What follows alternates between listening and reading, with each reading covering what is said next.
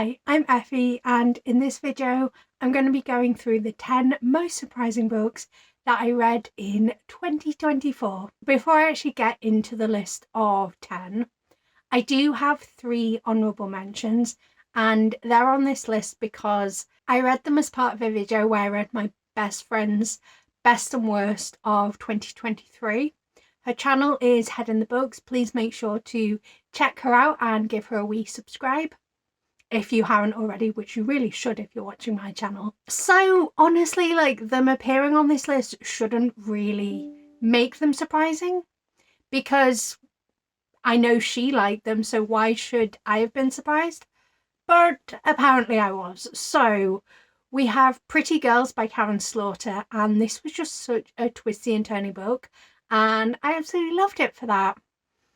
And then we've got A Twisted Love Story, which I guess does genuinely deserve to be on a most surprising list, because she didn't like it and I did, and actually a lot of people didn't like it, so it is kind of surprising that I ended up liking it myself. And the final one that I read for that video that makes it onto this list is The Very Secret Society of Irregular Witches by Sandhu Mandana, and I think that was a surprise because I don't usually, or up until that point, I didn't think I vibed with cozy fantasy books, which at this point I think it's more on a book by book basis as opposed to actually not liking cozy fantasy. But those are the honourable mentions, so let's just get into the 10.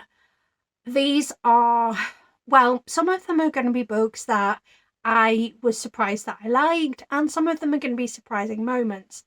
And obviously in the case of surprising moments, I can't really say very much because, you know, spoilers. But these are all my most surprising books, and they are all in order as well. So we're starting with the least surprising of the most surprising, and then ending with the most surprising of the most surprising. So number 10, we have Penance by Eliza Clark.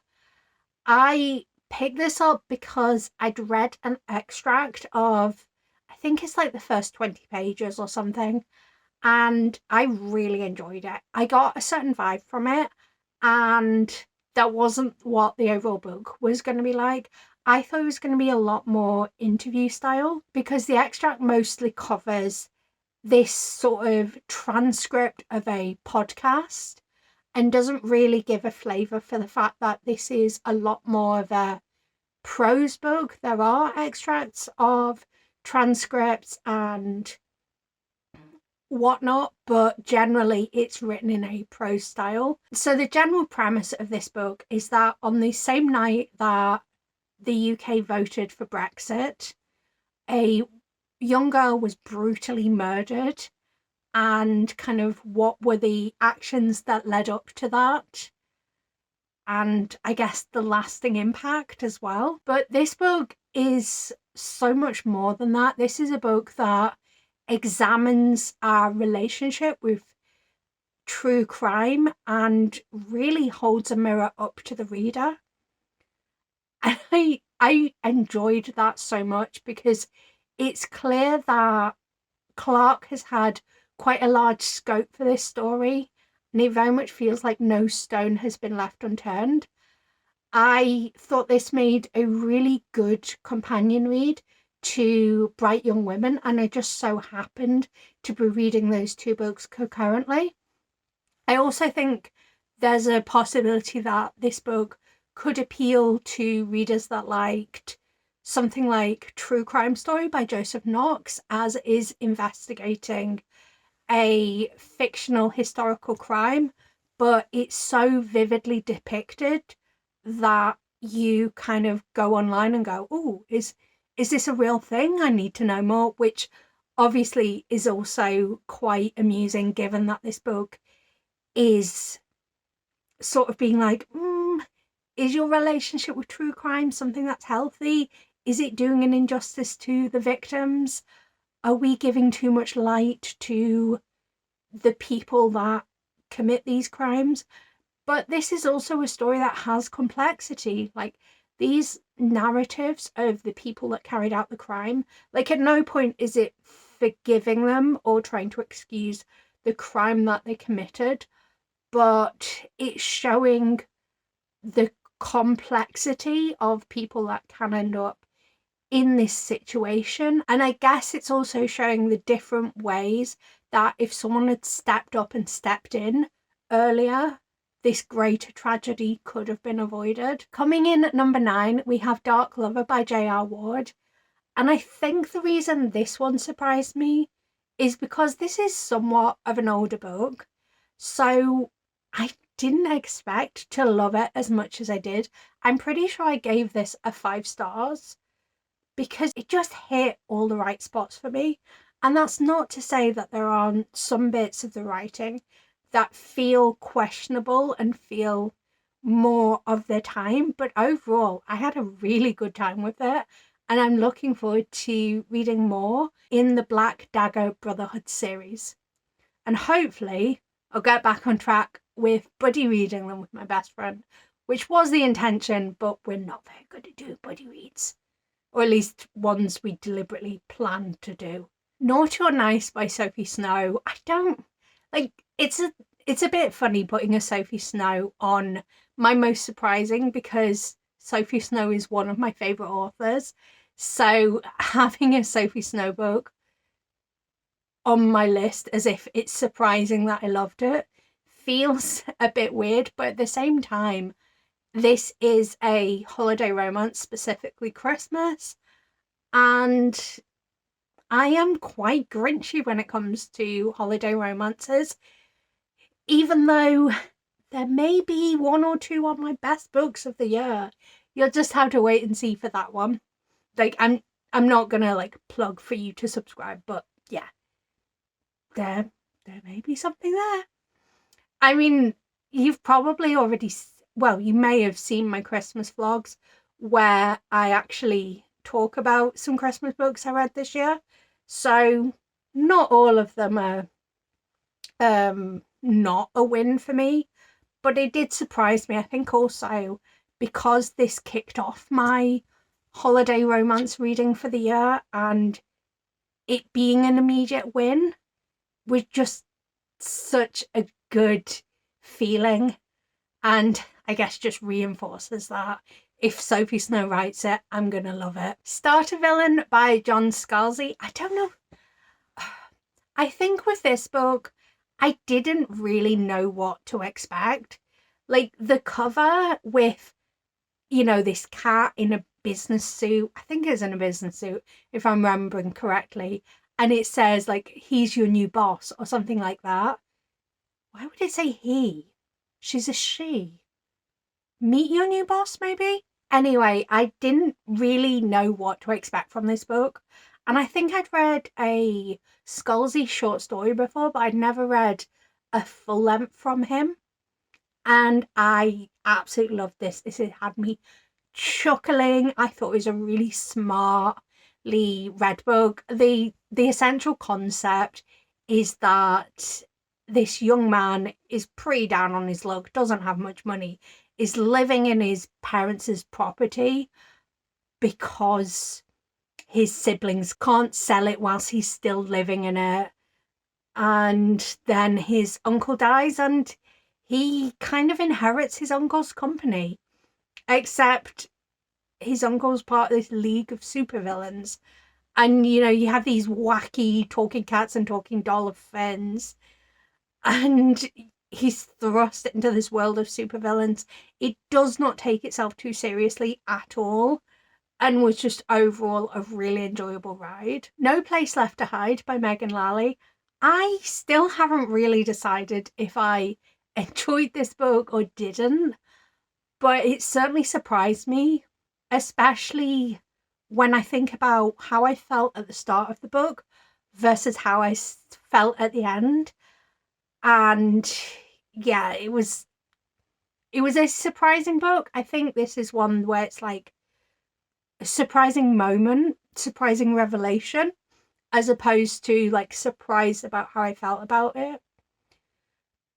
That's not to say I felt some kind of way, because as I say, I haven't really made up my mind about how I felt about this book, but I definitely felt surprised. So I suppose that is some way that I have made up my mind about it. It surprised me. I really should be drinking and just like taking a shot or a finger of drink or whatever every time I say surprising, because how many times have I said it so far? When the Moon Hatched by Sarah A. Parker is another one that I haven't really made up my mind how I feel about it, because it is the book version of You Had Us in the First Half. Like, the first half of this book was rough. You are thrust straight into the story with no explanation, and you're scrabbling to try and understand what's going on. And then the second half of the book completely turned around for me, and I was enamored with it. And I'm like, how do I even begin to think about my feelings about this book? And I guess my conclusion is that I need to reread it to really get a feel for it and, see how it compares, knowing where the story goes, and if I love the first half now that I know that. But yeah, from the first half of the book, I thought I was going to despise it, and now I'm like, oh no, I actually had a really good time. What? Compound Fracture by Andrew Joseph White is very decidedly, there's a specific moment in this book that it was so surprising, so shocking. I think it was one of those where, like, you're reading at home alone, there's nowhere around, and you just go, because what? They did what? To who? How? Oh, and like you feel your heart in your stomach. Oh, like the thing is, this is one of those where it's like I can't even be like, if you know, you know, because there's a few bits in this book that could be like that, but it's very like it's a very specific moment. I suppose if I just say the front porch, maybe if you've read this book, you know which part of the book I'm referring to, but I I was speechless when this happened. Mammoths at the Gates by Nevo was a really nice surprise for me. So I'd read the previous books in the Singing Hills cycle, but I'd felt very mid about them. They are incredibly lyrical, quite gentle, even though the stories themselves aren't actually gentle. I think they get quite violent, but they very much feel like you're plunged into almost like a fairy tale, folk tale. And they didn't really massively work for me. I can't remember how I felt about them in terms of numerically at the time, but I wasn't super into the Singing Hills cycle. So when I picked up Mammoths at the Gates, wow, that's a difficult one for me to wrap my tongue around, and just felt completely in love with this book. It was a real surprise for me. I think why this book worked so well for me was that it's a book steeped in grief and the way that we remember those who are not corporeally with us anymore. And perhaps it just also hit me at the right kind of time, because I'm, on a journey with that myself at the moment. Or, well, I mean, grief is not linear. But I had such a gorgeous time with this book, and I don't know if look forward to rereading it is quite the right kind of language to use around it, but it's gorgeous. Like, there's something so special about a book that explores grief that is also just really beautiful. Shubik Lubek by Diana Muhammad comes in at number 2. And the reason this makes my surprising list is that when I was reading books for the Hugo Awards to figure out how I was going to vote this year, I thought Saga Volume 11, I think it was, the 2023 Saga release, I thought nothing was going to beat out Saga as best graphic novel, because it is so spectacular, so good. And then Schubert Lubeck just blew me away, and it had to be my number one pick. So this is a book that is set in Egypt. I think it's contemporary Egypt, and it reimagines a world where wishes are things that can be bottled and sold, and you have different qualities of wishes, and wishes can be broken down into lower quality of wishes. It's complex to explain, but very easy to understand when you're reading the books. So that's your basic setup. You have this man who's working at, I guess the closest way to describe it would be a corner shop, or I think in America it'd be like a bodega. And he is working there, and he has inherited these three like highest quality wishes, and he's trying to sell them. But because they are high quality wishes, it comes with, well, they come with a price tag, and there's also this kind of baggage around the people who end up getting these wishes.